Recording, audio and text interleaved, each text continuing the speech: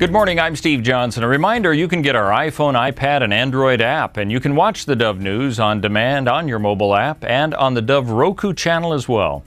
In the news today, the man charged with setting off a bomb outside the district attorney's office in Medford will only be prosecuted in federal court. The state dropped charges against Alan McVeigh, sending that case to federal prosecutors. It resolves potential conflict of interest considerations because the district attorney would be involved in filing state charges against McVeigh. The 46-year-old is accused of taping a pipe bomb to a propane tank in November that only partially exploded.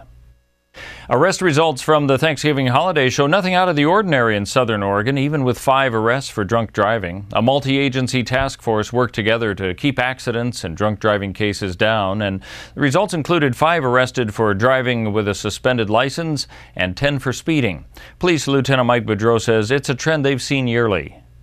We're getting into a time of year where there's not a lot going on. We see a lot of people having parties and get-togethers where there's drinking. We see people that get depressed during the holidays, and that may cause them to drink to excess. And the unfortunate news is then people get in cars to drive home, and that's the problem.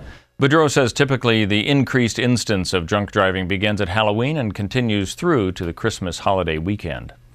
A search in the central Idaho backcountry for 5 family members in a small plane that disappeared Sunday has been complicated by snow and low visibility. A newspaper reports that the State Transportation Department is searching and has halted it because of that snow and the weather conditions, but it's to resume at daybreak today.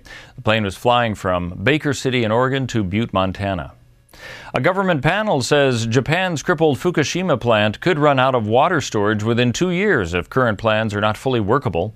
The panel is proposing additional measures to lessen the contaminated water crisis. A final report is expected later this month. Ranchers and the Klamath tribes reaching a tentative deal for sharing water in the drought-stricken Upper Klamath Basin. A special task force signed an agreement in principle yesterday. Its goal is to reach a final agreement early in 2014 that will guide legislation to be offered by Senator Ron Wyden. Klamath Tribes Chairman Don Gentry says there's still a lot of negotiating left to do.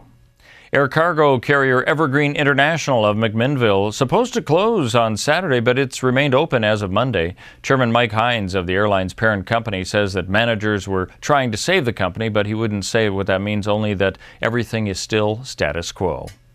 Well, let's take a look at what we can expect on the weather scene, expecting that trough to come through into Oregon. Today for Medford and Grants Pass, sunny, 42 the high, then 38 tomorrow. A chance of snow flurries on Friday. For the Klamath Falls area, similar picture but cooler temperatures today. A high of only 34, down to 6 tonight, possibly down to 4 degrees tomorrow night, but sunny with a high of 29 on Wednesday. Along the coast in the Brookings area, clear skies and sunny today with a high of 51 both days, low near freezing.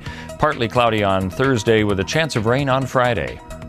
For Port Orford and Coos Bay, partly cloudy today, a high of 46. Sunny tomorrow, a high of 42, and then the rain possibly coming in on Friday as well. And for Wairika in Northern California, sunny skies today and tomorrow, but cold temperatures with a high today of 39, 36 tomorrow, slight chance of rain on Thursday, and then a chance of snow flurries by Friday with a high of only 34. That's news and weather. You're up to date on the Dove.